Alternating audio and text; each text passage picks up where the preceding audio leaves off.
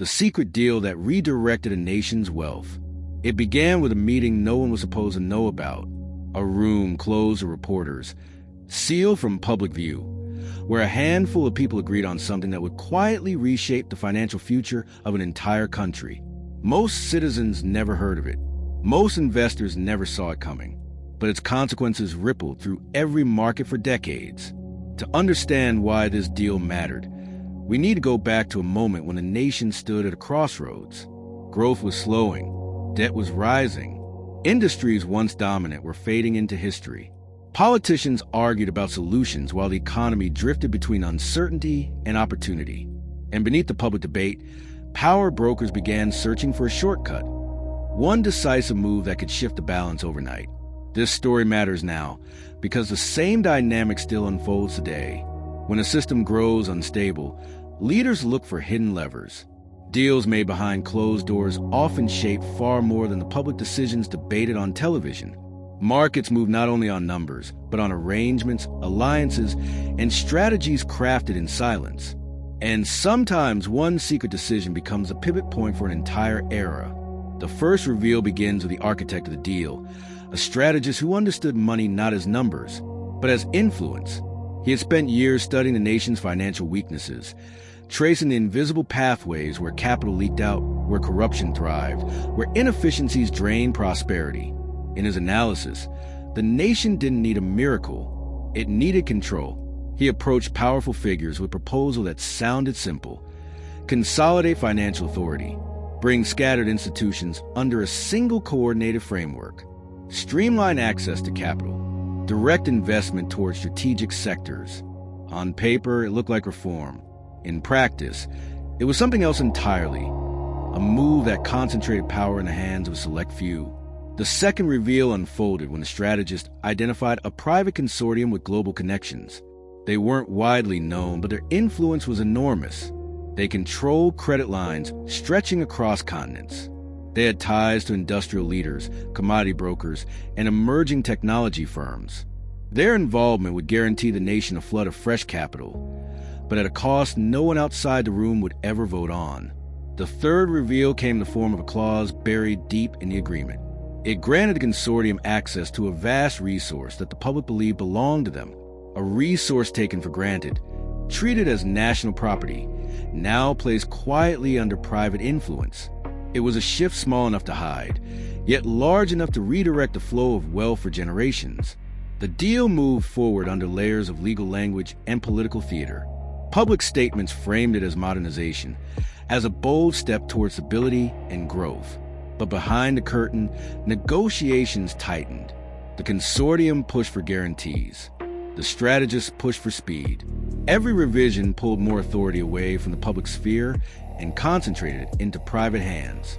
And the more the deal evolved, the harder it became to trace its true purpose. As implementation began, early signs of the shift appeared in the financial markets. Credit flowed more easily to certain sectors, while others were quietly starved. Long-standing institutions found themselves subject to new rules they hadn't seen coming. Regulations changed in ways that favored a narrow circle of beneficiaries. At first, these adjustments seemed like routine policy updates. Nothing dramatic enough to draw attention. But for those paying close attention, the pattern was unmistakable. The conflict emerged when a mid-level analyst inside a government department noticed discrepancies. Reports that once aligned now contradicted each other. Public budgets didn't match internal briefings. Resource allocations shifted without clear explanations. He raised questions, but his inquiries were met with vague reassurances and closed-door meetings. The silence surrounding the deal grew thicker with each passing week. He dug deeper, tracing the flow of funds through obscure channels. What he found unsettled him. Capital earmarked for public development projects was being redirected to private ventures linked to consortium. Programs once intended to support communities now serve corporate interests. The nation's economic priorities had begun to revolve around a decision the public didn't know existed. As the conflict intensified, the analysts discovered something more troubling, a pattern of sudden resignations. Officials who had objected early in the process had quietly stepped aside. New appointments filled their roles. People aligned with the strategist's vision, People who understood that questions were unwelcome. Transparency became scarce, replaced by carefully managed narratives. Pressure mounted when the analysts stumbled upon an internal memo hinting at the final phase of the agreement. It suggested a restructuring of national assets, subtle, technical, but sweeping. Assets long considered foundational would soon be overseen by a joint board dominated by the consortium. Control was shifting further, almost completely, under the guise of efficiency. He realized that the deal wasn't reform. It was reallocation. Wealth was being funneled from public stewardship into private influence with remarkable precision, and the people orchestrating it were operating so quietly that the country had no idea its future was being rewritten. Yet the market responded as if nothing had changed. Stocks climbed. Confidence rose. Commentators praised the nation's renewed momentum. But beneath that optimism, the analysts sensed a tightening grip, a narrowing of power that could not be easily undone. The conflict was no longer about understanding the deal. It was about deciding whether to expose it, even if no one believed him. Inside the government, tension rose with each new adjustment pushed through by the strategist's inner circle. Departments once independent now required approval from committees that hadn't existed months earlier. Funding that used to move through public channels now flowed through private intermediaries tied to consortium. The nation's economic architecture was being rebuilt from the inside, brick by brick, without public scrutiny. The analysts continued piecing together evidence, documenting every shift, every unexplained transfer, every clause modified at the last moment. And the deeper he went, the clearer the picture became. The strategist wasn't fixing the system. He was reshaping it to mirror the consortium's interests, aligning national priorities with global capital flows that had no loyalty to the citizens whose wealth was being redirected. The conflict sharpened when the analyst uncovered a hidden appendix in the agreement.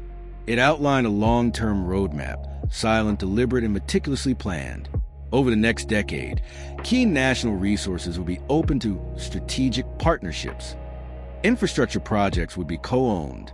Regulatory authority would be gradually transferred to mixed boards dominated by private actors. It was a blueprint for a quiet privatization on a scale the country had never seen. He knew he had to act, but every step forward felt dangerous. Requests for information were suddenly denied. Colleagues began avoiding him. Emails he sent disappeared from archives without explanation. Someone somewhere had noticed his digging. The pressure grew heavier when he found that independent journalists who once questioned financial transparency had recently shifted tone. Articles that used critique policy now echoed government narratives almost word for word. He suspected influence, maybe pressure, maybe something stronger. Public discourse was being shaped, softened, prepared. Meanwhile, the markets continued their ascent. Investment poured into sectors aligned with the consortium's plans. Projects the public never voted for received funding overnight. The nation's wealth no longer moved in response to democratic decision-making. It followed the path carved by the secret deal. The analyst's breaking point came when he traced a major public asset, one considered untouchable, being evaluated for restructuring. The report was buried in a digital archive, marked with classification it didn't deserve, almost as if someone hoped no one would find it. The restructuring would effectively hand long-term control of the asset to a new joint authority operating outside traditional oversight. It was the clearest evidence yet that the strategist's vision was nearly complete. He realized the scale of what he was facing.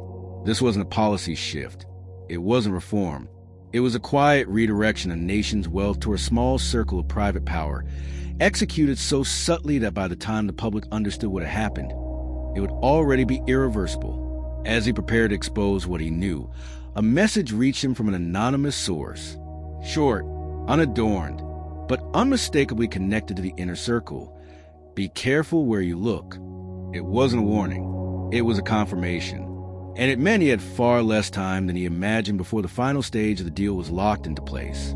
The final stage of the deal unfolded quietly, just as the strategist intended.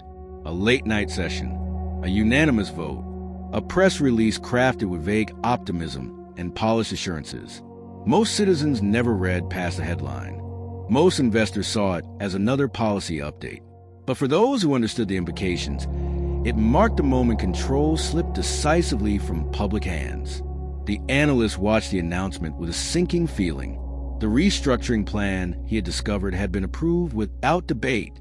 The asset, once considered the backbone of national identity, was now governed by a joint authority where private interests held a majority. Wealth that belonged to everyone was now guided by a few, behind doors no citizen could open. The climax came when the strategist stepped forward for a rare public statement. His words were calm, confident, framed as progress.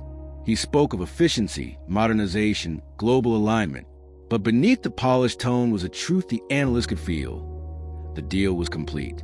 The nation's economic fate had been tied to a consortium with no obligation to its people. He released his findings anyway. Every document, every memo, every timeline showing how the nation's wealth had been redirected piece by piece. The report spread online, igniting debate, outrage, disbelief. Some dismissed him, others demanded answers. A few recognized the magnitude of what had happened, but the institutions with power stayed silent. And silence, he realized, could be louder than any denial. Markets reacted quickly. Investors rebalanced portfolios to align with the consortium's newfound influence. Sectors that once depended on public investment now adapted to private expectations. The strategist's design had taken root. It wasn't a takeover. It wasn't a scandal. It was something more subtle and far more lasting, a quiet shift in who controlled the nation's future. As the dust settled, the analysts faced the same question that echoed across the country. How could something so important happen so silently?